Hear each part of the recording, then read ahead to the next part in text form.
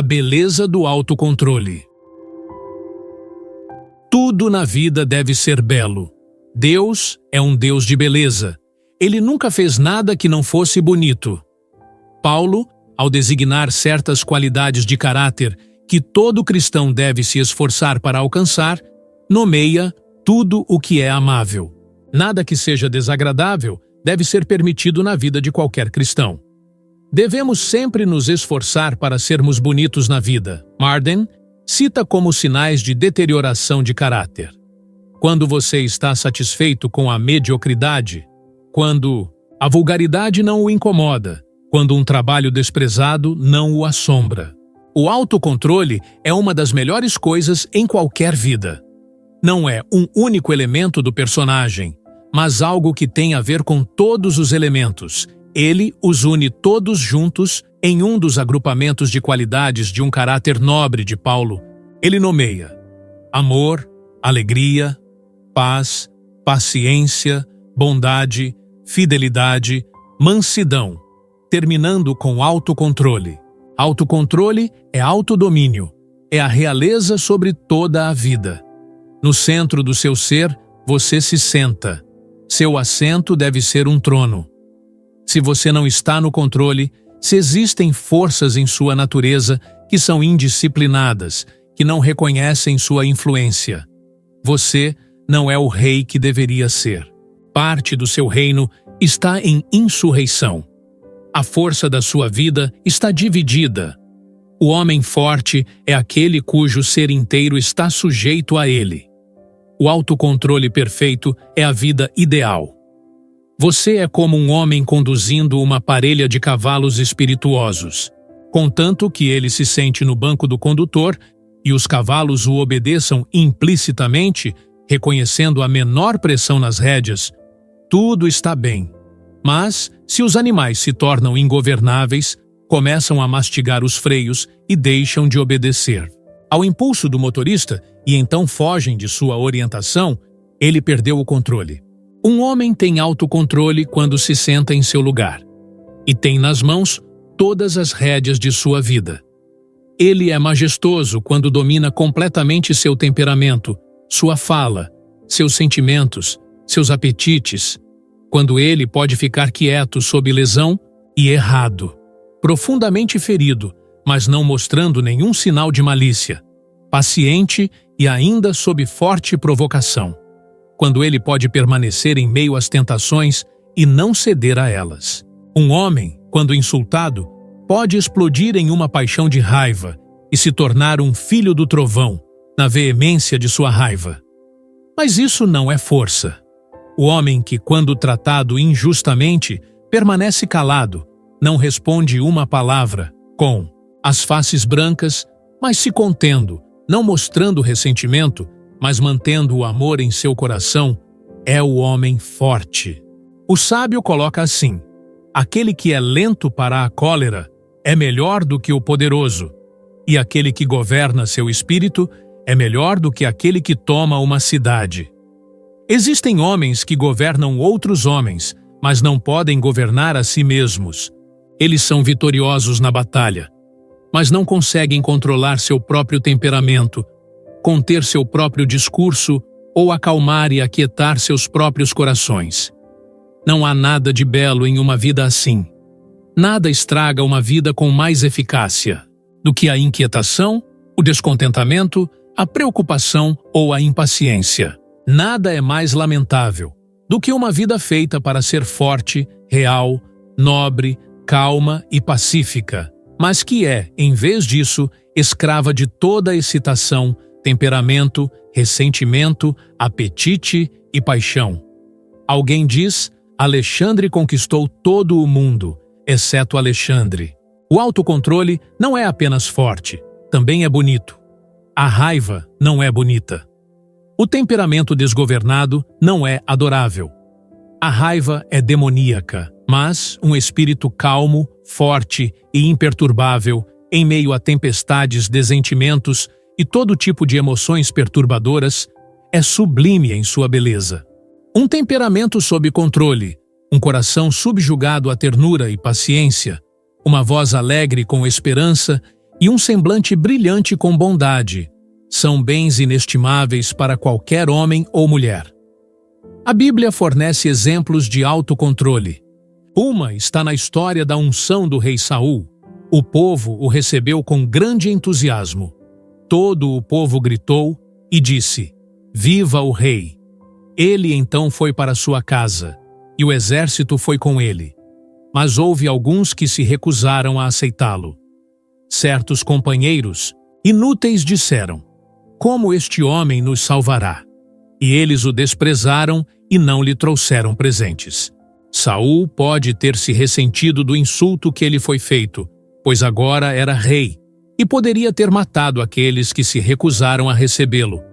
Mas ele se conteve e não disse uma palavra. Em meio aos escárnios desses homens inúteis, ele era como se não ouvisse nada de tudo o que eles diziam. Ele manteve sua paz. Estamos aptos a ressentir-nos de insultos e retaliar quando outros nos fazem mal. Mas o caminho cristão é não falar nada ou dar uma resposta branda que afaste a ira. A maneira de conquistar um inimigo é tratá-lo com bondade. Ignorar as desconsiderações e prosseguir discretamente com o dever de amor, retribuindo bondade com indelicadeza, é o caminho para obter a verdadeira vitória. A melhor resposta para zombarias, escárnios e abusos é uma vida de paciência e gentileza persistentes. É em Jesus que temos as melhores ilustrações de autocontrole, bem como de todas as nobres qualidades. A língua é a mais difícil de controlar de todos os membros do corpo. Nenhum homem pode domá-lo, diz Tiago. No entanto, Jesus tinha domínio perfeito sobre sua língua. Ele nunca disse uma palavra que seria melhor não ter dito. Ele nunca falou imprudentemente. Quando severamente atacado por inimigos, quando eles tentaram pegá-lo em suas palavras, quando tentaram por falsas acusações fazê-lo falar com raiva, ele se calou e não disse uma palavra. Ele não apenas se absteve de um discurso apressado e mal-humorado, mas também manteve seu coração sob controle. Alguns homens podem manter o silêncio com os lábios, embora em seus corações o fogo arda fortemente. Mas Jesus manteve o amor em seu coração sob toda provocação. Ele era o mestre de seus pensamentos e sentimentos. Ele nunca ficou zangado ou amargo. Quando ele foi insultado, ele não revidou. Quando ele foi odiado, ele amou. Quando pregos foram cravados em suas mãos, o sangue de suas feridas tornou-se o sangue da redenção. Tampouco foi a fraqueza em Jesus que o manteve em silêncio sob as censuras e injúrias dos homens, e sob todas as injúrias e insultos. Não houve momento em que ele não pudesse convocar legiões de anjos para defendê-lo e derrubar seus perseguidores. Ele aceitou voluntariamente o errado, quando poderia ter resistido. Ele nunca levantou um dedo em seu próprio nome, embora pudesse ter esmagado seus inimigos. Ele retribuiu bondade com delicadeza. Assim, ele nos deu o exemplo de resistência paciente ao erro, de sofrimento silencioso, em vez de retaliação raivosa. Em suas palavras, também, Cristo nos ensina esta lição de autocontrole. A mansidão é uma das bem-aventuranças. É o fruto maduro da contenção sob insulto e injustiça. Acostume-se à injustiça. Não é fácil aceitar tal ensinamento. Não gostamos de ser tratados injustamente. Podemos aprender a suportar muitas outras coisas e ainda nos manter pacientes e gentis. Mas suportar a injustiça parece estar além dos 70 vezes 7, incluídos na medida de perdão de nosso Senhor. No entanto, não está além do limite da lei do amor. Certamente o mestre em sua própria vida se acostumou com a injustiça. Ele se calou mesmo nas piores injustiças e nos deixa a lição de seu exemplo. A beleza do autocontrole é sempre belo, e a falta dele é sempre uma mancha. Um rosto adorável que nos conquistou por sua beleza instantaneamente perde seu encanto. E cativante quando em alguma excitação irrompe o mau humor. Um semblante irado é desfigurado, esconde o anjo e revela o demônio. O autocontrole dá calma e equilíbrio. Deve ser praticado não apenas em grandes ocasiões, mas nas menores. 100 vezes por dia, isso nos salvará da fraqueza e da agitação, e nos tornará fortes e tranquilos. É o resultado da paz. Se o coração está quieto e quieto com a paz de Cristo, toda a vida está sob a guarda celestial. O Rei está em seu trono, e não há desgoverno em lugar nenhum. Como podemos obter esse autocontrole que significa tanto para nossas vidas? É essencial se quisermos viver lindamente. Somos fracos sem ele. Como podemos obter domínio sobre nós mesmos? Não é alcançado por uma mera resolução. Não podemos simplesmente afirmar nosso autodomínio e depois tê-lo.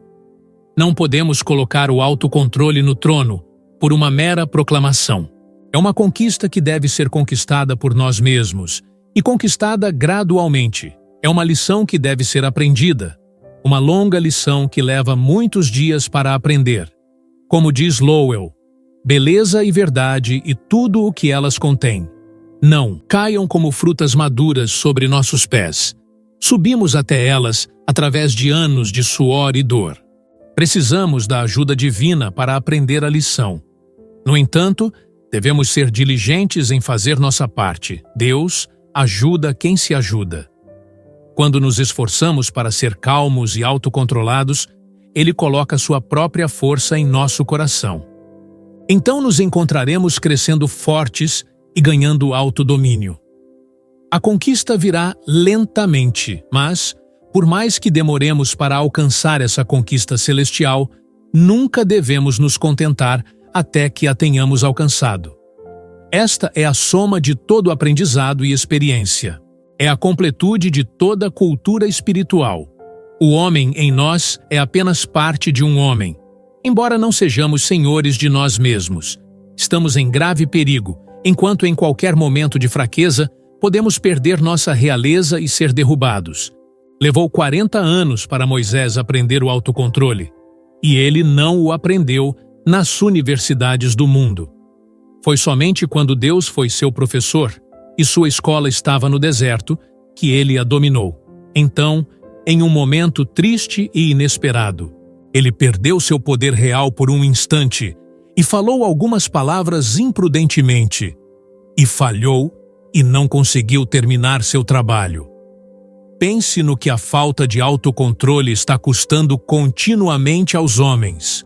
Um momento de queda das rédeas, e uma decisão errada é tomada. Uma tentação é aceita, uma batalha é perdida, e uma vida esplêndida está em ruínas. Alcancemos a graça do autocontrole. O trabalho do arado. A figura do arado, muito usada na Bíblia, é muito sugestiva. O trabalho inicial em fazer cristãos é um trabalho de arado. Os corações humanos são duros, e a primeira ferramenta que deve passar por eles deve ser um arado, para que possam ser quebrados e amolecidos. Na parábola de Nosso Senhor, algumas sementes caíram à beira do caminho. O solo era bom, era o mesmo que, em outra parte do campo, rendeu 100 vezes. Mas era duro. Era uma longa estrada através do campo, e milhares de pés passaram por ela, pisando nela. Não adiantava semear nela, pois o solo não a receberia, e deitada sobre a superfície endurecida, os pássaros em busca ansiosa de comida a colheriam. A única maneira de fazer alguma coisa com essa estrada pisada era quebrá-la com o arado.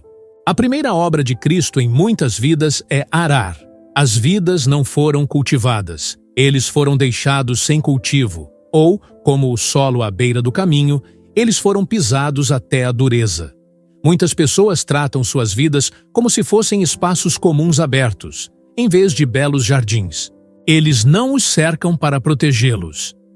E assim os animais os pastam, pisoteando-os. As crianças brincam com eles, e os homens dirigem suas carruagens e suas carroças pesadas através deles, fazendo estradas duras como rocha. Compreendemos isso prontamente na agricultura, e é um pouco mais difícil entendê-lo na cultura da vida. Uma mulher piedosa disse que Deus queria que seu coração fosse um jardim cheio de doces flores. Um jardim precisa de cuidados constantes. Nossas vidas devem ser vigiadas continuamente, para que o solo seja sempre tenro, para que neles cresçam todos os tipos de coisas adoráveis. Mas há muitas vidas que não são assim cuidadas e cultivadas. Eles não estão cercados, e todos os tipos de pés ásperos pisam neles.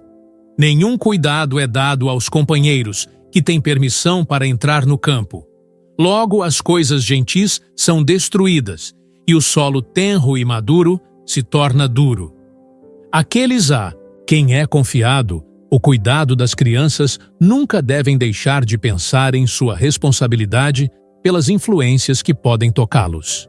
Pela falta de tais cuidados, muitos homens e mulheres tornam-se endurecidos, sem capacidade de receber impressões ternas. Eles têm grande capacidade para uma vida rica e bela e para um serviço esplêndido, mas têm permissão para ler todos os tipos de livros, ter todos os tipos de diversões, ver todos os tipos de entretenimento e ver todos os tipos de vida maligna. E crescem sem beleza, realmente inúteis e sem beleza. Eles precisam ser arados, e arados profundamente, para que se tornem férteis. O próprio Deus faz uma grande lavoura. Sua palavra é um arado. Ela abre caminho na vida dos homens, esmagando o coração, revelando a pecaminosidade, produzindo penitência. Encontra os homens impenitentes e os deixa quebrantados e contritos, confessando o pecado e pedindo misericórdia. Davi nos conta, em um de seus salmos penitenciais, como ele tentou por muito tempo esconder seus pecados. Mas como sua dor se tornou insuportável, até que ele confessou. O arado de Deus penetrou fundo em seu coração. Então, quando finalmente confessou seu pecado, veio o perdão, a paz e a alegria. Davi se tornou um novo homem depois disso. O Espírito de Deus havia lavrado seu coração. Uma Bíblia chegou a uma casa onde nunca havia uma Bíblia antes.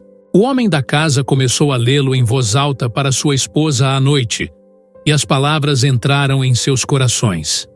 Certa noite, depois de ler partes do livro em voz alta, o homem disse: "Esposa, se este livro for verdadeiro, então estamos errados." O livro os condenou. Eles ficaram perturbados.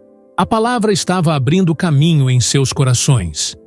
Na noite seguinte, enquanto liam novamente, o senso de pecado neles tornou-se ainda mais profundo. E o homem disse: "Esposa, se este livro for verdadeiro, então estamos perdidos." Eles ficaram muito angustiados.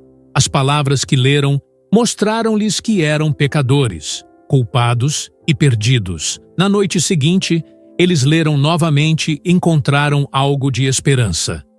Eles leram sobre o amor e a misericórdia divinos.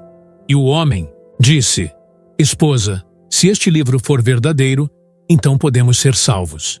A tristeza muitas vezes é o arado de Deus. Tememos a dor e nos esquivamos dela. Parece destrutivo e ruinoso. O arado abre caminho, com sua lâmina afiada, através de nossos corações, e dizemos que estamos sendo destruídos. Quando o processo é concluído e olhamos para o jardim com suas doces flores crescendo, vemos que apenas bênção, enriquecimento e beleza são o resultado. Reclamamos de nosso sofrimento, mas não podemos permitir que o sofrimento seja eliminado. Não podemos nos dar ao luxo de perder a dor do mundo ou de nossa vida. Significa muito para nós. Devemos muito. Obtemos muitas alegrias e tesouros com isso, para que seja tirado de nossas vidas. Devemos ao sofrimento muitos dos tesouros da experiência. Sem dor, nunca poderíamos conhecer Cristo profundamente, intimamente, experimentalmente. Dois amigos podem amar um ao outro com muita sinceridade, sem sofrerem juntos.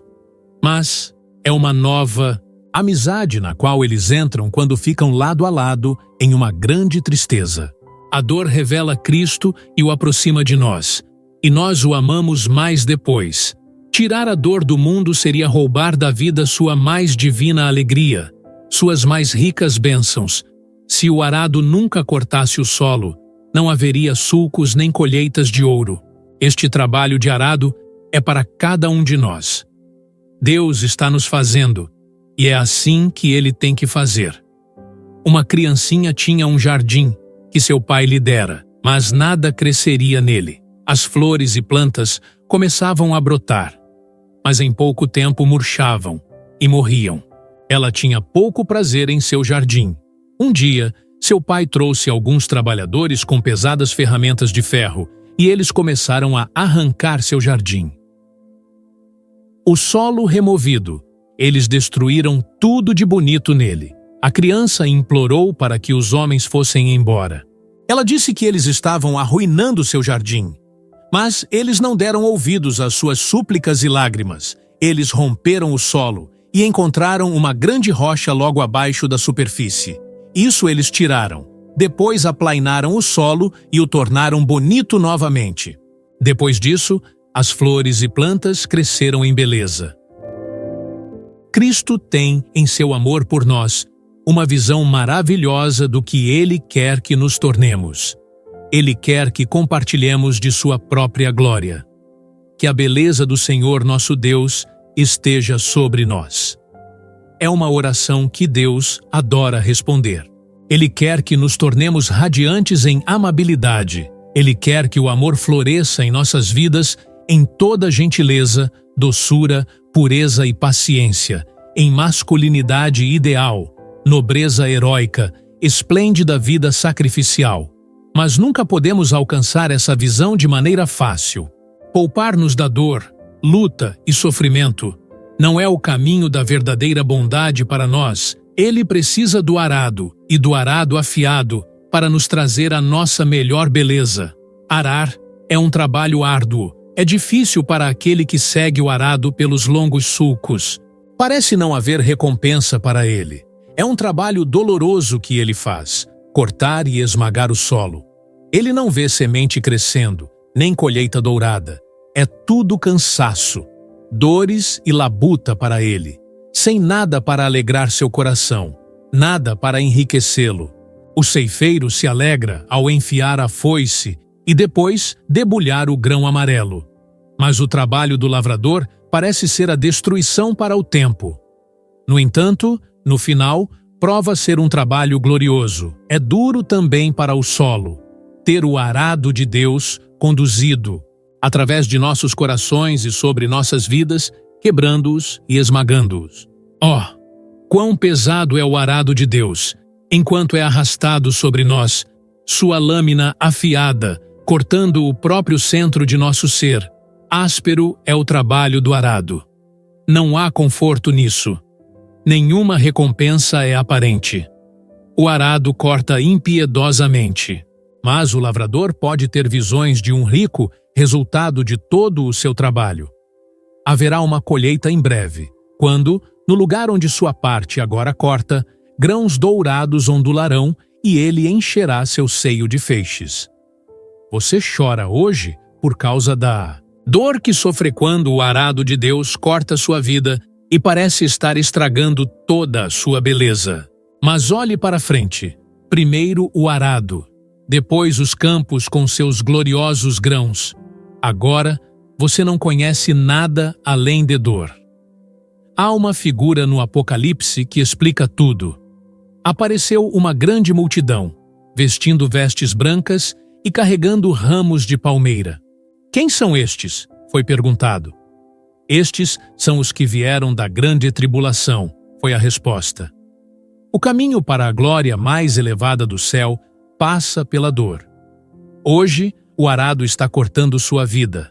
Amanhã, uma colheita abençoada vai acenar. Encontrando nossos deveres. Algumas pessoas têm dificuldade em descobrir a orientação de Deus na vida cotidiana. Talvez o problema seja que eles procuram a direção de uma maneira incomum, ao passo que, normalmente, ela é mostrada a eles de maneira muito simples. O dever nunca é uma coisa aleatória. Nunca há meia dúzia de coisas que possamos fazer apropriadamente em um determinado momento. Há uma coisa definida no pensamento divino para cada momento. Ao escrever música, nenhum compositor espalha as notas ao longo da pauta exatamente quando elas caem nesta linha ou naquele espaço. Ele os coloca em ordem e sucessão harmoniosa, de modo que eles façam uma música doce quando tocados ou cantados. O construtor não arremessa as vigas ou pedras no edifício sem um plano. Cada bloco de madeira, ou pedra, ou ferro, e cada tijolo tem seu lugar, e o edifício ergue-se em graciosa beleza. Os dias são como as linhas e espaços na pauta musical, e os deveres são as notas. Cada vida destina-se a fazer uma harmonia, e para fazer isso, cada dever individual deve ter seu próprio lugar. Uma coisa feita fora de seu tempo e lugar causa discórdia na música da vida, assim como uma nota mal colocada na pauta musical causa discórdia. Cada vida é uma construção, e os pequenos atos são os materiais utilizados. O todo é congruente e belo apenas quando cada ato está em seu verdadeiro lugar. A arte da verdadeira vida, portanto, consiste em grande parte em fazer sempre as coisas que pertencem ao momento. Mas saber qual é o dever de cada momento é a questão que, para muitos, causa perplexidade. No entanto, seria fácil se nossa obediência fosse mais simples. Temos apenas que assumir o dever que está próximo de nossas mãos. Nosso dever nunca é algo distante. Não precisamos procurá-lo, mas está sempre à mão e facilmente encontrado. O problema é que complicamos a questão do dever para nós mesmos, com nossa maneira de ver a vida, e então enredamos nossos pés nas malhas que nossas próprias mãos teceram. Grande parte dessa confusão surge de ter visualizações muito longas. Tentamos resolver nosso dever em longas sessões. Pensamos mais em anos do que em momentos, em uma vida inteira de trabalho mais do que em atos individuais. É difícil planejar o dever de um ano. É fácil planejar apenas para um dia curto. Nenhum ombro pode suportar o peso dos cuidados de um ano, todos reunidos em uma carga.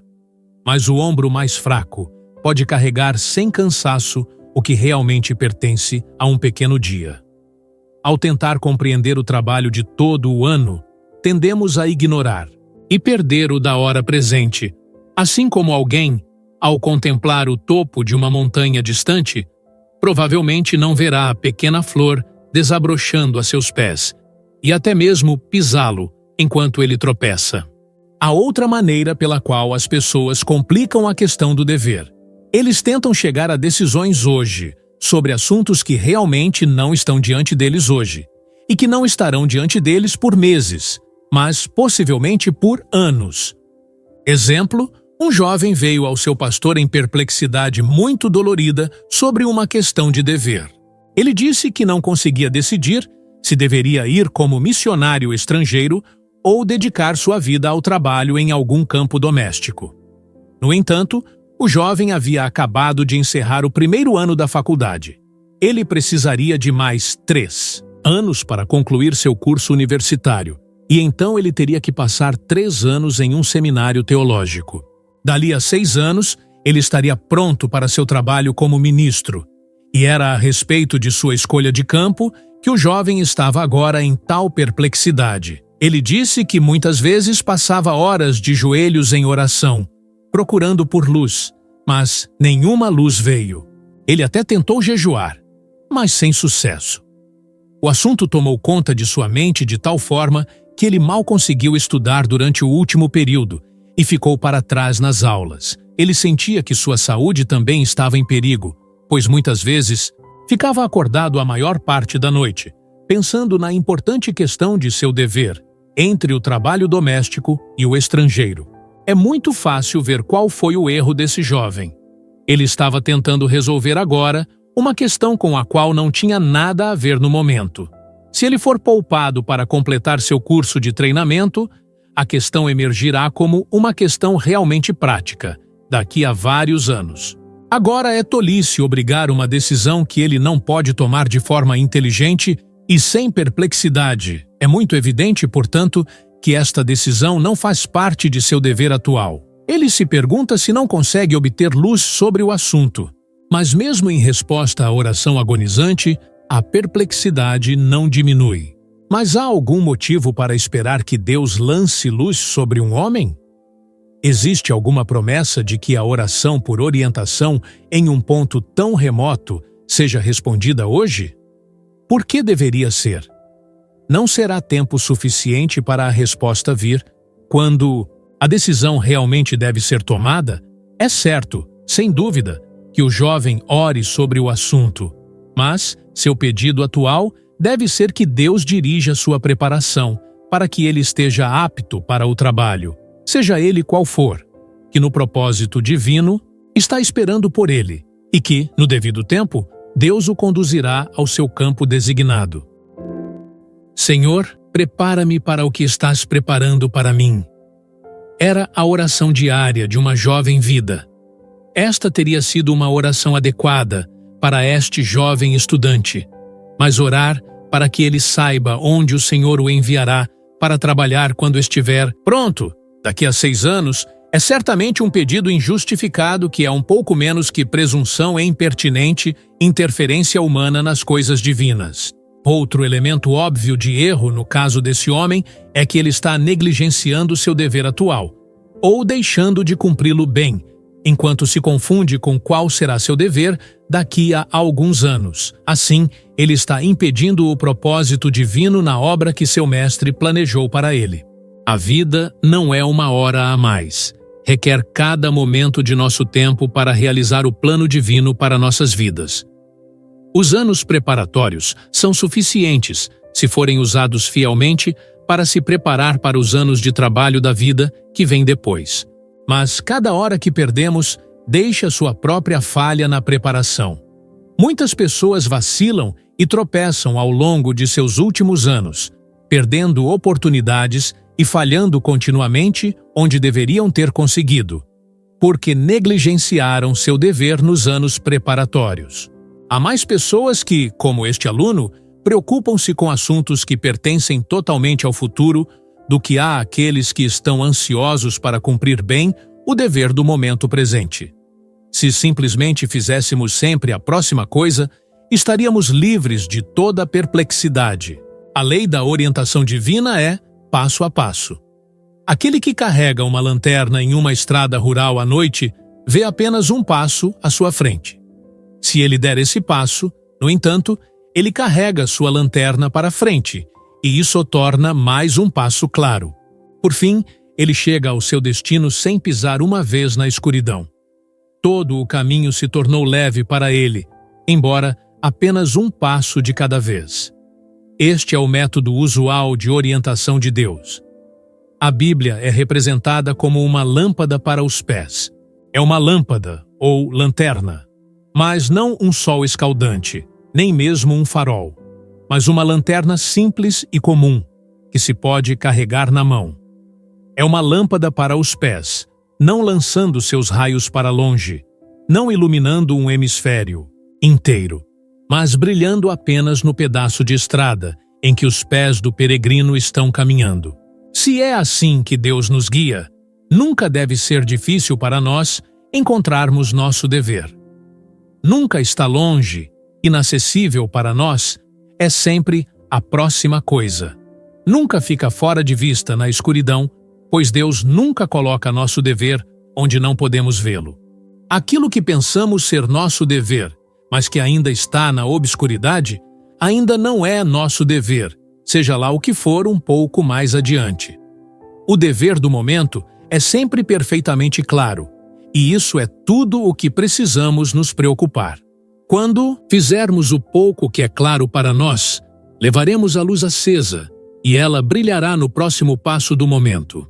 Se nem mesmo um pequeno passo do dever é claro para nós, a próxima coisa é esperar um pouco, Às vezes, essa é a vontade de Deus para nós no momento. Pelo menos, nunca é sua vontade que demos um passo na escuridão. Ele nunca nos apressa. É melhor sempre esperar do que correr como se não tivéssemos certeza do caminho. Frequentemente, em nossa impaciência, apressamos as coisas que depois de um tempo descobrimos que não eram as próximas coisas de Deus para nós. Esse foi o erro de Pedro quando cortou a orelha de um homem no jardim. E isso levou a sérios problemas e humilhação um pouco mais tarde. Existem muitas pessoas rápidas e impulsivas que estão continuamente fazendo as próximas coisas erradas e que, então, encontram a próxima coisa tentando desfazer a anterior. Devemos sempre esperar por Deus e nunca dar um passo que Ele não tenha tornado leve para nós. No entanto, não devemos ser muito lentos. Isso é um perigo tão grande quanto ser rápido demais. O povo de Israel nunca deveria marchar até que a coluna se movesse.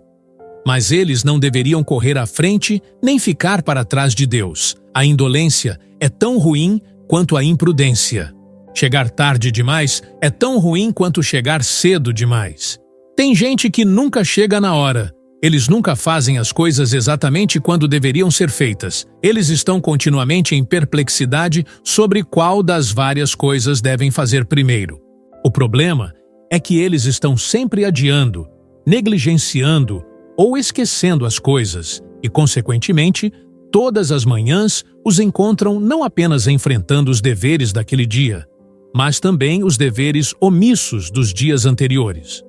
E se tudo for feito em seu próprio tempo, nunca haverá qualquer perplexidade sobre qual coisa especial certa a ser feita a seguir. É um consolo imensurável saber que nossos deveres não são acidentes de qualquer fluxo não direcionado de circunstâncias. Temos a certeza clara de que, se reconhecermos o Senhor em todos os nossos caminhos, Ele dirigirá nossos caminhos. Confie no Senhor de todo o seu coração e não se apoie em seu próprio entendimento. Reconheça-o em todos os seus caminhos e Ele o guiará pelas veredas certas. Provérbios 3, 5, 6. Isto é, se mantivermos os olhos e o coração sempre voltados para Deus, nunca seremos deixados para tatear o caminho, pois Ele será esclarecido para nós. Somos autorizados a orar para que Deus ordene nossos passos. Que direção no dever poderia ser mais minuciosa do que esta? Quem me segue não andará nas trevas, disse o Mestre. João 8,12. Aquele que me segue.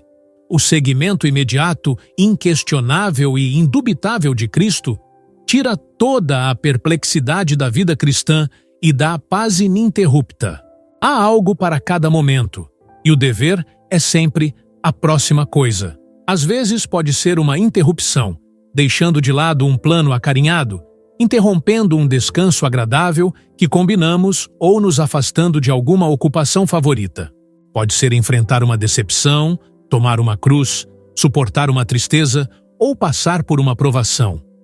Pode ser subir para o nosso quarto e ficar doente por um tempo, deixando de lado toda a vida ativa. Ou pode ser apenas o trabalho de rotina mais simples e comum em casa, no escritório, na fazenda, na escola. A maioria de nós encontra o maior número de nossas próximas coisas nas tarefas que são as mesmas, dia após dia.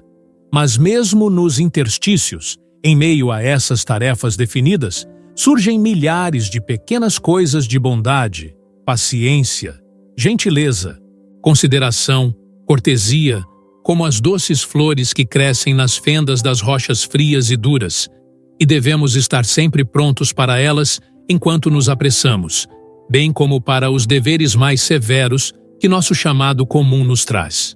Nunca há um momento sem dever, e se estivermos vivendo perto de Cristo e seguindo-o de perto, nunca seremos deixados na ignorância do que Ele quer que façamos.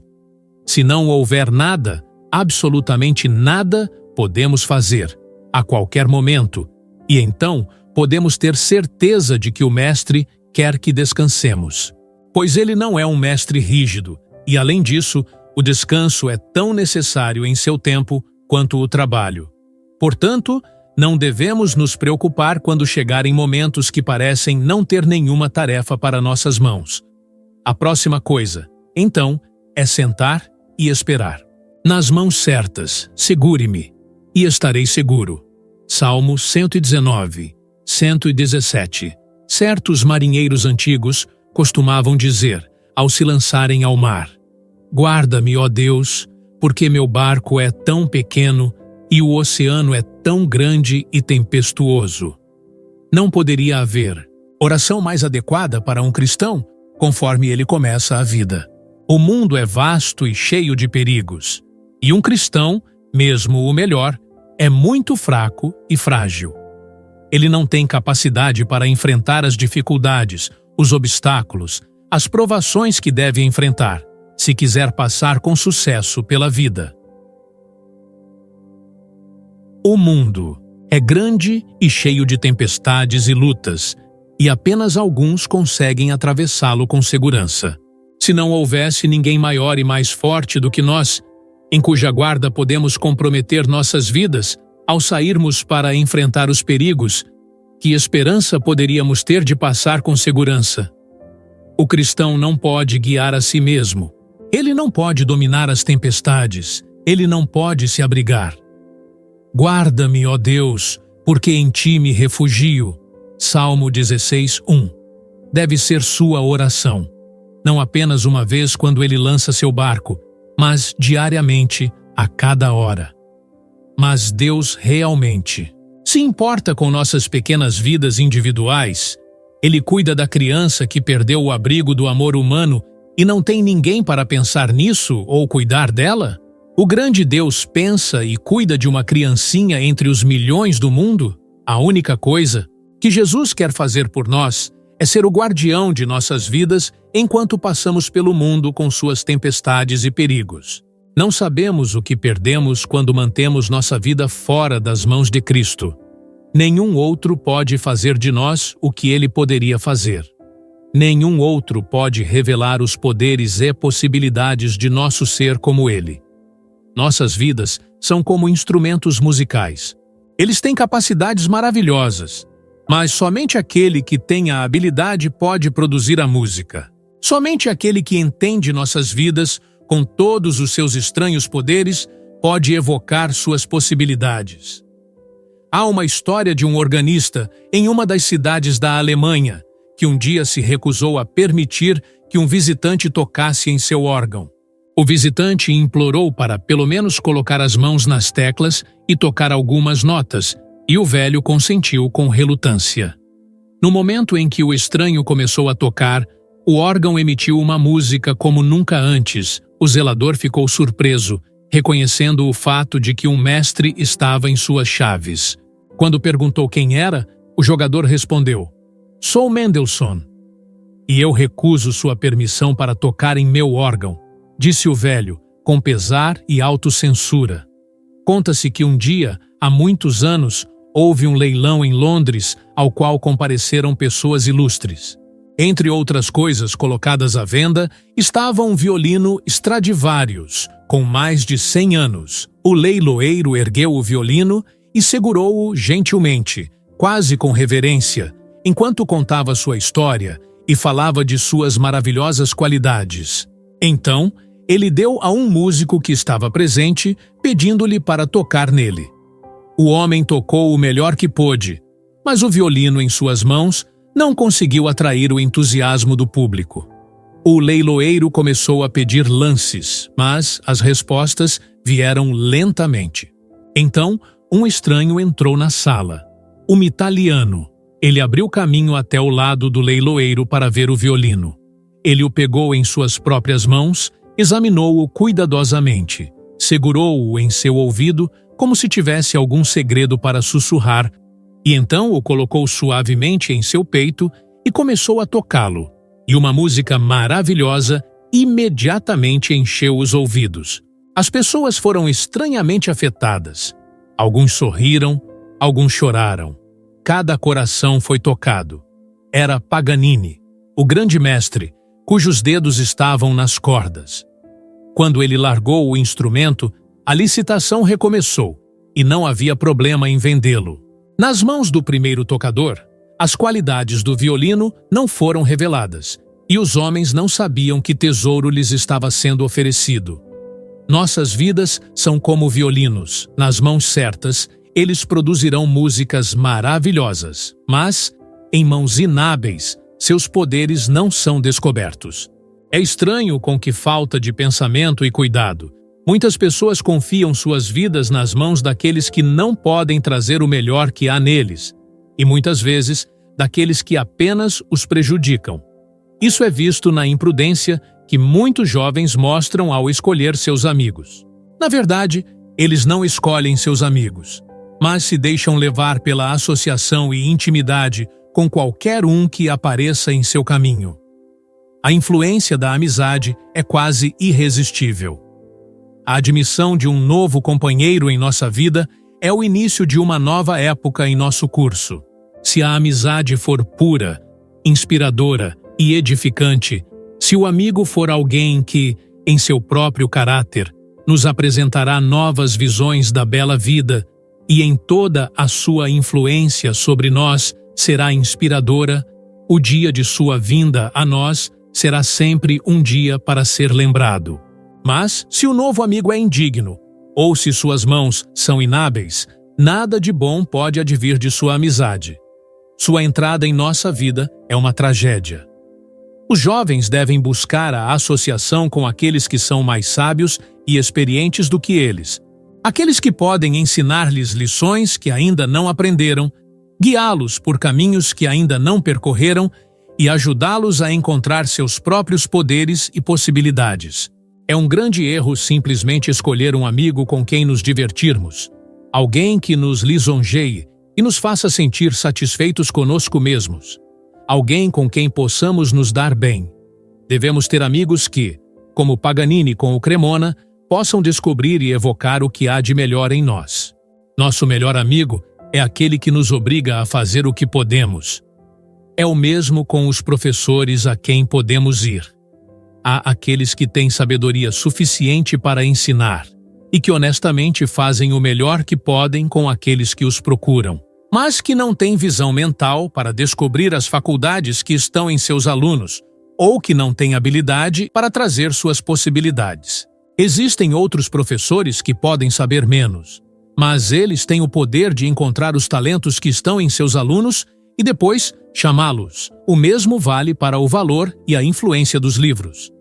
Existem livros que podemos gostar de ler e que podem nos proporcionar entretenimento e prazer, mas que não deixam em nossas mentes nenhum conhecimento novo, nenhum estímulo ao pensamento, nenhuma nova visão de beleza, nenhuma maravilha para nos impelir a avançar e nenhum fortalecimento. Por outro lado, existem livros que mexem com nossos corações, que nos despertam, que acendem em nós inspirações ascendentes e que nos incitam a alcançar coisas melhores. Esses são os livros que devemos ler, pois eles nos darão a ajuda de que mais precisamos se quisermos crescer em plenitude de vida e poder. Mas quem ou o que quer que possamos levar em nossa vida, Cristo deve sempre ter o primeiro lugar como mestre, guia e amigo. Ninguém mais conhece as capacidades que existem em nós, e nenhum outro pode encontrar e revelar essas capacidades e treiná-las para o serviço mais elevado. Nas mãos de Cristo, portanto, devemos entregar nossa vida para o ensino, para a disciplina, para o desenvolvimento de suas faculdades. Então, alcançaremos o nosso melhor e realizaremos o pensamento divino para nós. Somente Cristo é capaz de guardar nossas vidas. Ele é o mestre de todo o mundo. Ele conheceu todos os poderes e os conquistou. Ele enfrentou todo o mal e o venceu. Nunca podemos nos encontrar nas mãos de nenhum inimigo que seja forte demais para ele. Uma das mais belas atribuições da Bíblia é aquela que diz: aquele que é poderoso para impedir que você caia e apresentá-lo diante de sua gloriosa presença.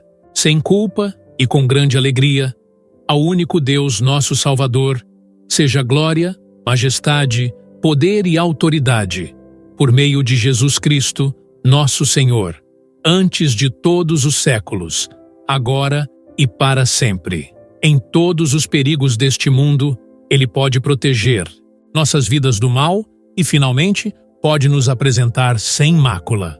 Somente Cristo é capaz de nos guiar. O mundo é uma grande massa de caminhos emaranhados.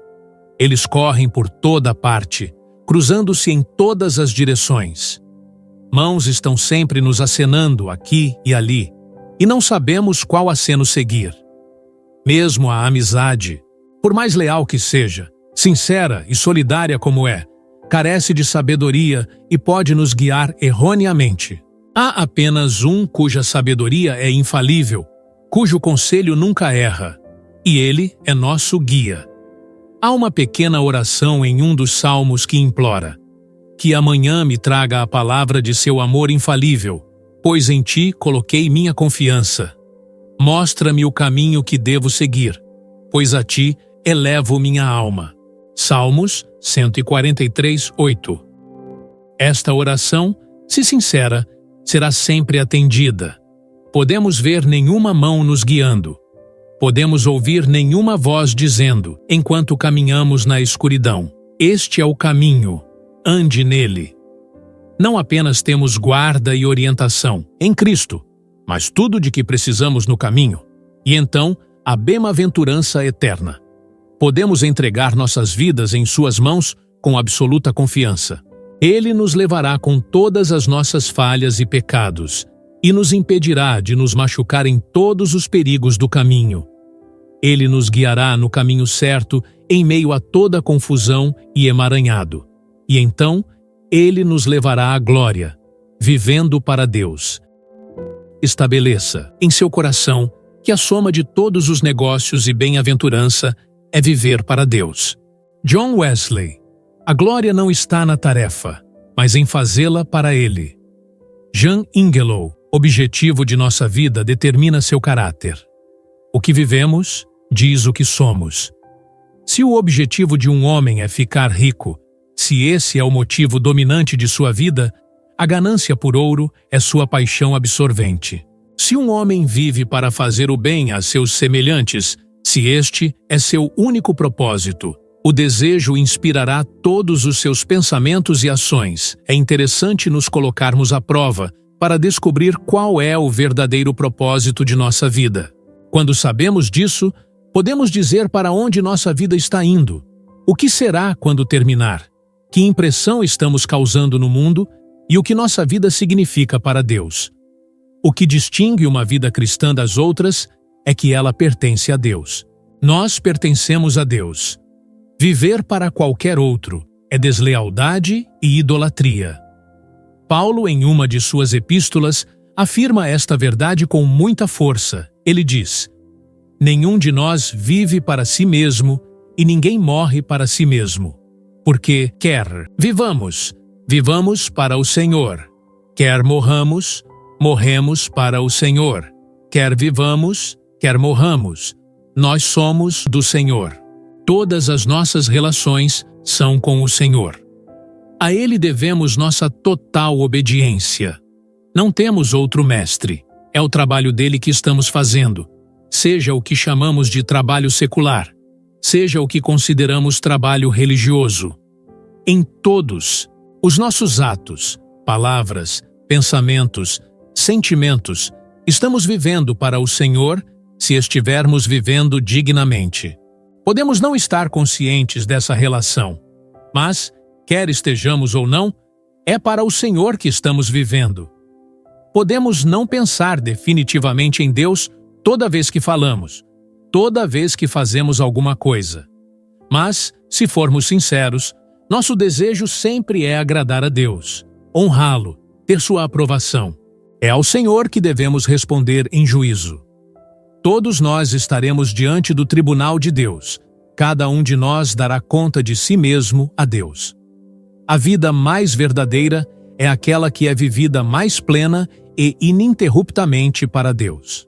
Jenny Lind disse, explicando o motivo e o espírito de seu canto maravilhoso: eu canto para Deus. Ela quis dizer que olhou para o rosto de Deus, por assim dizer, e conscientemente cantou para ele. Ela não cantou para o vasto público que se apegava às suas palavras e ficava fascinado por elas. Ela mal tinha consciência de qualquer rosto diante dela, exceto o de Deus. Ela pensou em nenhum ouvido atento a não ser o de Deus. Podemos não ser todos capazes de entrar em uma relação tão perfeita com Deus como fez este maravilhoso cantor. Mas este é o único ideal verdadeiro de toda a vida cristã. Devemos fazer cada parte do trabalho para Deus. O homem de negócios deve fazer todos os seus negócios para Deus. O artista deve pintar seu quadro para Deus. O escritor deve escrever seu livro para Deus. O agricultor deve cultivar sua terra para Deus. Jesus foi carpinteiro, por muitos anos trabalhando na bancada de carpinteiro. Temos certeza de que ele fez cada obra para os olhos de seu Pai. Ele fez isso com habilidade, consciência e beleza. Ele não economizou, nem se apressou para sair da loja mais cedo. Que transformação faria em todo o nosso trabalho se pudéssemos dizer com verdade: eu faço isso por Deus? Ora, este não é um ideal impossível para a vida cristã. Foi isso que Paulo quis dizer, pelo menos em parte, quando disse: para mim, o viver é Cristo. Ele estava vivendo em Cristo. Ele estava vivendo para Cristo. Sua vida era toda Cristo. Cristo vivendo nele. Ele tinha a mesma concepção da vida cristã quando escreveu: portanto, quer comais, quer bebais, ou façais outra qualquer coisa, fazei tudo para a glória de Deus. Até o nosso comer e beber estão incluídos neste elevado ideal. Os pecados de glutonaria e intemperança na bebida são condenados. Devemos também comer saudavelmente, comer para viver e não viver para comer. Fazer qualquer coisa para a glória de Deus é fazê-lo para que reflita a glória divina e seja para a honra divina. É possível seguir a orientação da consciência em todas as coisas, fazendo sempre o que é certo, e ainda assim não viver para o Senhor. Não ter nenhuma consciência de Deus, nenhum senso de um Deus pessoal, nenhum pensamento de Deus em tudo, em o que dizemos ou fazemos. É possível aceitar as moralidades cristãs como nossa regra de vida, seguindo-as até nas menores coisas, mas não viver para Deus, nem mesmo acreditar em Deus, nem ter amor por Ele. Quando a cantora disse: eu canto para Deus, ela quis dizer que pensava em Deus enquanto cantava e derramava sua música diretamente em louvor e amor a Ele. Portanto, devemos procurar fazer todo o nosso trabalho para Deus. Não pode deixar de haver uma inspiração maravilhosa em viver dessa maneira para Deus se a tornarmos real. Nem sempre é fácil trabalhar sob aqueles que estão acima de nós. Às vezes, eles são injustos, desleais em seu tratamento para conosco, rudes conosco, tirânicos em suas exigências de serviço ou em sua maneira de fazer cumprir seus comandos. É fácil nos irritarmos quando temos de suportar a severidade ou a grosseria no desempenho de nossas tarefas diárias. Mas tudo muda se estivermos conscientes de outro mestre, por trás do mestre humano, e lembrarmos que é para ele que realmente trabalhamos. Ele nunca é injusto ou injusto. Podemos trabalhar alegremente com ele e para ele, não afetados pela dureza ou desumanidade do mestre humano que está imediatamente acima de nós. Podemos suportar a dureza, a injustiça. Paulo exorta os servos a serem obedientes a seus senhores, como servos de Cristo, fazendo de coração a vontade de Deus. Tudo o que você fizer, diz ele, trabalhe de todo o coração, como para o Senhor e não para os homens, sabendo que do Senhor você receberá a recompensa da herança. Você serve ao Senhor Cristo. Isso torna fácil o serviço mais difícil quando é feito dessa maneira.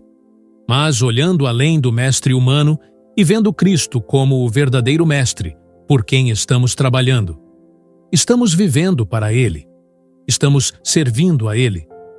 Dele receberemos a recompensa por nossa fidelidade. Paulo fala nesta mesma conexão de morrer. Não parece estranho ouvi-lo dizer: quer vivamos, vivemos para o Senhor. Mas quando ele continua e diz: quer morramos, morremos para o Senhor, as palavras nos parecem incomuns e nos assustam. Morrer não interrompe nem interfere de forma alguma em nossas relações com Cristo. É como qualquer outra passagem na vida. Morrer é apenas uma fase ou experiência de viver. Somos tão verdadeiramente de Cristo quando morremos e depois de morrermos, como quando estamos vivos. As palavras são maravilhosamente esclarecedoras. Eles lançam uma luz brilhante sobre o mistério da morte. Não estamos separados de Cristo na morte. O vínculo entre nós e Ele não é quebrado. Quando morremos, não abandonamos o serviço de Cristo. Apenas passamos para outra forma de atendimento. Temos a impressão de que a morte corta nossa vida, interrompe-o e faz uma mudança completa em tudo o que nos diz respeito. Mas a verdade é que a vida continua através da morte, e depois da morte é praticamente igual ao que acontecia antes. Não haverá nada muito novo em nossa experiência, nada estranho ou incomum quando estivermos mortos. A vida e a morte são todas uma, partes da mesma existência continuada. Quer vivamos, vivemos para o Senhor. Quer morramos, morremos para o Senhor. Quer vivamos, quer morramos, somos do Senhor. Não há realmente nada a temer, portanto, em morrer. As Escrituras do Antigo Testamento representam-no como um passeio pelo vale, o vale da sombra da morte, acompanhado pelo pastor, cuja presença acalma todo o medo e dá a paz. No Novo Testamento, o que chamamos de morrer é uma partida da terra, na companhia de Cristo. Há um mistério nisso, porque está longe de tudo o que sabemos ou entendemos e tudo o que podemos ver. Mas não há nada a temer, pois não se separa de Cristo por um instante, e leva a pessoa a Cristo para estar com Ele para sempre. Devemos morrer para o Senhor sem interrupção de nosso apego a Ele, e então continuar na vida celestial, vivendo para o Senhor. Pois a vida continuará com suas atividades abençoadas no céu. Assim, nossa relação com Cristo é para todo o sempre, através da morte e da eternidade. Ele não se torna nosso Salvador apenas para nos libertar em alguma emergência. Muitas vezes, isso é tudo o que podemos fazer por um homem que está em perigo ou necessitado. Podemos aliviá-lo por um tempo, mas quando a ocasião passa, ele se afasta de nós, talvez de volta ao seu antigo problema, e nossa relação com ele cessa.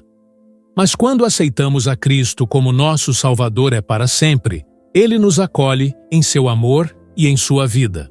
Ele estabelece uma relação conosco que nunca será quebrada. Ele nunca se cansará de nós. Podemos pecar contra ele, mas ele não nos rejeitará.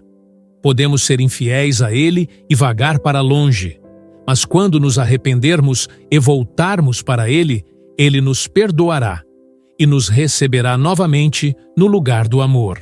A aliança do casamento tem uma limitação, pois é, até que a morte nos separe. O indispensável Cristo, uma das palavras de Cristo a seus discípulos foi: sem mim nada podeis fazer. Se alguém está pensando em desistir de Cristo, espere um momento e pondere a questão: se ele pode fazer isso ou não. O que significará para ele desistir de Cristo? Existem algumas perdas que não tiram muito de nós. Há alguns amigos que podemos perder e ficar um pouco mais pobres.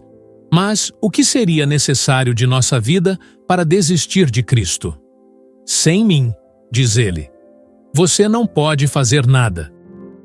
Um antigo escritor conta que sonhou que algo estranho aconteceu com sua Bíblia. Cada palavra que se referia a Cristo havia desaparecido das páginas. Ele se voltou para o Novo Testamento para encontrar os Evangelhos e encontrou apenas papel em branco. Ele procurou as profecias sobre o Messias que costumava ler, e todas foram apagadas. Ele se lembrou de doces promessas nas quais costumava se apoiar com prazer, mas nenhuma delas foi encontrada. O nome de Cristo havia desaparecido de todos os lugares onde antes estivera. O que significaria para nós encontrar-nos algum dia sem Cristo? Descobrir que o havíamos perdido, procurá-lo em alguma grande necessidade e descobrir que não o temos mais? Há uma pequena história impressionante de Henry Van Dyke, chamada A Palavra Perdida. É uma história de um dos primeiros séculos. Hermas havia se tornado cristão. Ele pertencia a uma rica e distinta família pagã. Seu pai o deserdou e o expulsou de casa quando ele aceitou a nova fé. De um dos jovens mais ricos de Antioquia, ele agora era um dos mais pobres.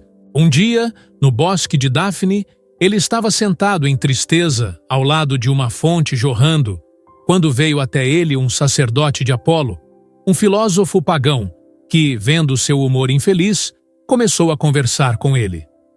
No final, o velho fez esse pacto com Hermas. Ele garantiu-lhe riqueza, favor, sucesso, e Hermas deveria dar-lhe apenas uma palavra. Mas ele se separaria para sempre do nome daquele que aprendera a adorar. Deixe-me tirar essa palavra e tudo o que pertence a ela inteiramente de sua vida, para que você nunca precise ouvi-la ou pronunciá-la novamente. Eu prometo tudo a você, disse o velho, e isso é tudo que peço em troca. Você consente? Sim, eu concordo, disse Hermas. Então ele perdeu a palavra. O nome abençoado. Ele o vendeu. Não era mais dele. Ele voltou para Antioquia, para sua antiga casa. Lá, ele encontrou seu pai morrendo. Por horas, ele estava chamando por seu filho. O velho o recebeu com entusiasmo, disse que o havia perdoado e pediu perdão ao filho. Ele então pediu a Hermas que lhe contasse o segredo da fé cristã que ele havia escolhido. Você encontrou algo que o fez querer desistir da vida por isso. O que foi que você encontrou? O pai estava morrendo e sua crença pagã não lhe dava nenhum conforto. Ele queria agora saber o segredo do cristão. Hermas começou a contar ao pai o segredo de sua fé. Pai, disse ele, você deve acreditar com todo o nosso coração, alma e força em... Onde estava a palavra? Qual era o nome? O que aconteceu com ele? Ele tateou na escuridão, mas não conseguiu encontrá-lo. Havia uma alma solitária, clamando pelo nome, mas Hermas não podia dizer nem mesmo a seu próprio pai moribundo o que era. A palavra foi perdida. O amor entrou em sua vida, e felicidade foi acumulada em felicidade. Uma criança nasceu para ele. Mas em toda aquela maravilhosa alegria, faltava algo. Ele e sua esposa confessaram. Eles procuraram um santuário desmantelado no jardim, e Hermas procurou abrir seu coração. Por todas as boas dádivas, disse ele. Pelo amor, pela vida, louvamos, abençoamos, agradecemos. Mas ele não conseguia encontrar a palavra. O nome estava além de seu alcance. Não havia ninguém para agradecer. Ele havia perdido Deus. O menino cresceu em uma beleza maravilhosa. Um dia Hermas foi vitorioso nas corridas de bigas. Então, ele levou seu filho na carruagem e novamente dirigiu ao redor do ringue para mostrá-lo ao povo. O tumulto assustou os cavalos e eles fugiram. A criança foi jogada fora e quando seu pai se virou para procurá-la, ela estava caída como uma flor quebrada na areia. Sua angústia era grande. Os dias se passaram. Não há nada que possamos fazer? Disse a mãe. Não há ninguém com pena de nós? Hermas caiu de joelhos ao lado de sua esposa. Das profundezas, ele começou. Das profundezas, clamamos por piedade. A luz de nossos olhos está se apagando. Poupe a vida da criança, ó misericordioso. Mas havia apenas um vazio mortal. Ele não conseguiu encontrar o nome. A palavra que ele queria estava perdida. Esta história tornou-se realidade na vida real milhares de vezes. As pessoas desistiram do nome de Cristo, venderam-no por dinheiro, prazer, poder ou pecado. Então, quando chegavam os momentos de necessidade e eles procuravam ajuda, havia apenas um vazio. Em uma casa há uma grande aflição. Um está próximo da morte, e amigos querem orar por ele. Mas eles não podem orar. Na infância, eles aprenderam as palavras Pai Nosso, mas há muito tempo eles perderam o santo nome. E agora, quando eles dariam mundos para ir a Deus, eles não conseguem encontrar o caminho. Em todo o mundo, não há tristeza tão profunda como a de quem perdeu Cristo, e depois, em alguma grande necessidade, procura encontrá-lo. Não há ouvidos para ouvir. É uma coisa terrível desistir de Cristo, perdê-lo. Sem mim você não pode fazer nada. Não devemos levar essas palavras longe demais. Claro que há certas coisas que os homens podem fazer sem Cristo, que não têm ligação com Ele. Há pessoas que são muito úteis, benfeitoras dos outros, que nunca oram, que não amam a Cristo. Alguém pode ser um artista e pintar quadros encantadores, quadros que o mundo admirará, e ainda assim não acreditar em Cristo, ou mesmo pensar nele. Alguém pode ser um escritor e preparar belos livros que interessarão a outros e iluminarão, animarão e inspirarão muitas vidas a nobres ações, e ainda assim realmente desconsiderar Cristo, estar completamente sem Cristo. Alguém pode ser um soldado patriota, lutando nas batalhas da liberdade ou do país, ou um estadista liderando sua terra para a honra, e ainda assim não conhecer a Cristo, nem ser capaz de chegar até Ele. Um homem pode ser um bom pai, gentil com sua família, embelezando seu lar com os mais belos adornos e rico em refinamento e gentileza, provendo para seus filhos não apenas as coisas que seus corpos precisam, mas provendo também suas necessidades e desejos mentais, e nada sabem de Cristo. Há casas de luxo e requinte, casas de cultura, onde não há oração, onde Cristo nunca é acolhido como hóspede. Pode haver afeição natural, amor de pai, amor de mãe, amor de marido e mulher, amor de amigos, mas nenhum amor por Cristo. Quando Jesus diz, sem mim nada podeis fazer, devemos entender seu significado. Ele não diz que não podemos viver uma vida boa, não podemos ser bons comerciantes, bons advogados, bons professores, bons pais e mães. Mas o que ele quer dizer é que não podemos ter a alegria e a bênção da vida espiritual. Não podemos fazer as coisas de Deus. A relação entre Cristo e seus amigos é mais próxima do que qualquer relação humana. Ninguém pode dizer a qualquer amigo, sem mim você não pode fazer nada. A mãe não pode dizer isso ao filho. É uma perda dolorosa quando a mãe de um bebê é levada embora. Mas quão dolorosa é uma perda que nenhuma palavra pode explicar. Mesmo Deus não pode dar uma mãe duas vezes. Nenhum outro, por mais amoroso e terno de espírito, por mais gentil que cuide, por mais sábio que seja em orientar e ajudar a jovem vida, pode ser para ela tudo o que sua própria mãe poderia ter sido. No entanto, mesmo a melhor e mais santa mãe não pode dizer a seu filho, sem mim você não pode fazer nada. A criança, embora tão desolada, vive e pode viver nobremente sem mãe. Existem outras amizades terrenas que se tornam tão importantes para aqueles a quem são dadas que parecem indispensáveis.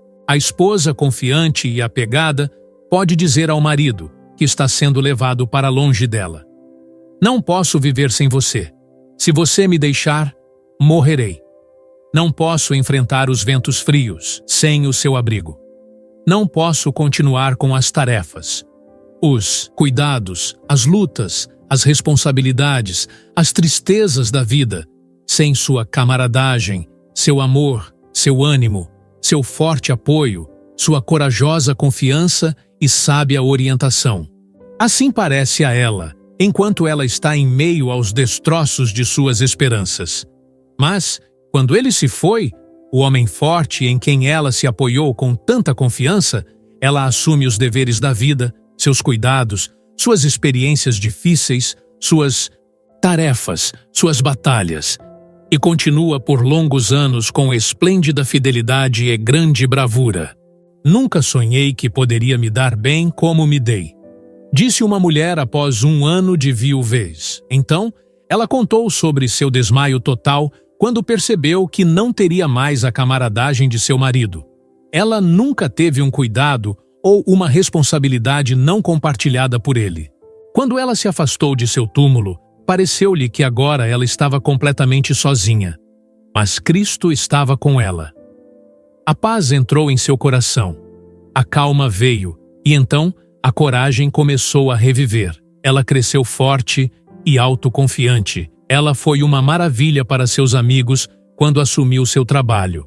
Ela mostrou recursos que ninguém jamais sonhou que ela tivesse. Sua tristeza a elevou. Ela vivia e vivia grandiosamente agora, sem aquele que parecia essencial para sua própria existência. Assim aprendemos que nenhuma vida humana, por mais próxima que esteja, é realmente indispensável para outra vida. A ninguém, a nenhum amigo humano, podemos dizer: não posso viver sem você. A remoção do humano revela Deus. Mas observe o que Jesus diz: sem mim, nada podeis fazer. Assim como a videira é essencial para a vida do ramo, Cristo também é essencial para nós. Não podemos enfrentar nenhuma das experiências sérias da vida sem Cristo. Uma maravilhosa mudança sobreveio aos discípulos ao viverem com Cristo, ouvirem seus ensinos, deixarem sua influência em sua vida. Eles foram transformados. Eles nunca poderiam ter feito nada sem Cristo. Faça sem Cristo. Você não sabe o que Cristo foi para você, mesmo quando você não sabia que Ele era seu amigo. Você pensa que Ele não tem feito nada por você, quando, na verdade, Ele tem coroado você com bondade amorosa e ternas misericórdias todos os seus dias. Se perdêssemos a Cristo hoje de nossa vida, como Hermas na história o perdeu, se seu nome fosse totalmente apagado, sua amizade e ajuda totalmente tiradas de nossa vida, que mundo sombrio e triste seria para nós. Pense em sair amanhã para o seu dever, luta, perigo, responsabilidade, sem Cristo, incapaz de encontrá-lo em sua necessidade. Pense em não ter Cristo em seu dia de tristeza. Pense em morrer sem Cristo. Mas não temos que viver sem Cristo. Somente por nossa própria rejeição podemos nos separar dele. Aquele que está pelo Espírito de Deus, desça sobre o meu coração, desmame-o da terra. Rebaixa-te a minha fraqueza, poderoso como tu és, e faze-me amar-te como devo amar. Ensina-me a amar-te, como amam os teus anjos. Jesus falou aos seus discípulos do Espírito Santo, como o Paráclito. A palavra usada em nossa tradução é Consolador. O nome é muito bonito e sugestivo. Pensamos em um consolador como alguém que dá consolo em problemas. Há muita tristeza no mundo e sempre há necessidade de quem entenda a arte de confortar. Muitos não o fazem. Jó falou de seus amigos que vieram oferecer-lhe consolo em sua grande angústia, como consoladores miseráveis. Eles certamente eram. Suas palavras, conforme ele as ouvia, eram como espinhos, eles apenas aumentaram seu sofrimento. Há aqueles em todos os lugares que querem ser consoladores. Quando veem alguém sofrendo ou chorando, pensam que devem confortá-lo. Então, eles começam a dizer coisas que eles supõem que deveriam dizer. Eles são bastante sinceros, mas não sabem o que devem dizer. Suas palavras não dão força. Eles apenas fazem a dor parecer mais profunda, triste e sem esperança. São meras banalidades vazias. Ou eles interpretam mal as tristezas de seus amigos. Foi isso que os consoladores de Jó fizeram. Há uma necessidade constante de verdadeiros consoladores. Barnabé é chamado de filho da consolação. Sem dúvida, ele era um homem ensolarado. Nenhum outro pode ser um consolador. Quando Barnabé foi para um quarto de doente, temos certeza de que sua presença foi uma bênção. Quando visitava os lares dos que sofriam, levava em seu rosto a luz do céu, e suas palavras eram cheias de edificação. É uma grande coisa ser filho ou filha da consolação. O próprio Cristo foi um consolador maravilhoso. As palavras que ele falou eram palavras de verdade eterna, nas quais podemos colocar nossas cabeças e descobrir que estamos apoiados no braço de Deus. Sem dúvida também, o Espírito Santo é um consolador. Ele traz a verdade da vida eterna para aqueles que estão despojados. Ele traz a gentileza e a cura do amor divino para os corações feridos. Mas os melhores estudiosos concordam que consolador não é a palavra que mais completa e claramente dá o sentido da palavra grega que nosso Senhor usou. É parácleto. A palavra é usada apenas algumas vezes no Novo Testamento, e somente por João, no quarto evangelho, é sempre traduzido consolador. Então, na primeira epístola de João, é traduzido advogado. Advogado é talvez a tradução mais precisa. Não apenas um consolador que nos consola em problemas e nos fortalece para suportar a tristeza. Alguém que está ao nosso lado. A palavra advogado é muito sugestiva. Um de seus significados é uma pessoa que está ao lado. Estritamente, uma pessoa chamada ao lado de outra. O pensamento de alguém que está por perto é muito sugestivo. Pode-se dizer que esta é uma das melhores definições de amigo que se pode dar. Ele deve ser alguém que sempre está ao seu lado. Isso não significa em um amigo humano que ele deva estar sempre perto de você, sempre manifestando afeto de alguma forma prática, sempre falando palavras de ânimo. Ele pode estar a quilômetros de distância no espaço, mas você sabe que ele é sempre leal a você, fiel a você, seu amigo onde quer que esteja. Ele sempre fica ao seu lado. Ele pode não ser capaz de fazer muitas coisas por você. Na verdade, é pouco o que um amigo, seu melhor amigo, realmente pode fazer a qualquer momento por você. Ele não pode tirar o seu fardo. Ninguém pode carregar o seu fardo por você. Cada um deve carregar seu próprio fardo. Cada um deve enfrentar as questões de sua própria vida, tomar suas próprias decisões, suportar seus próprios problemas, travar suas próprias batalhas e aceitar suas próprias responsabilidades. Amém.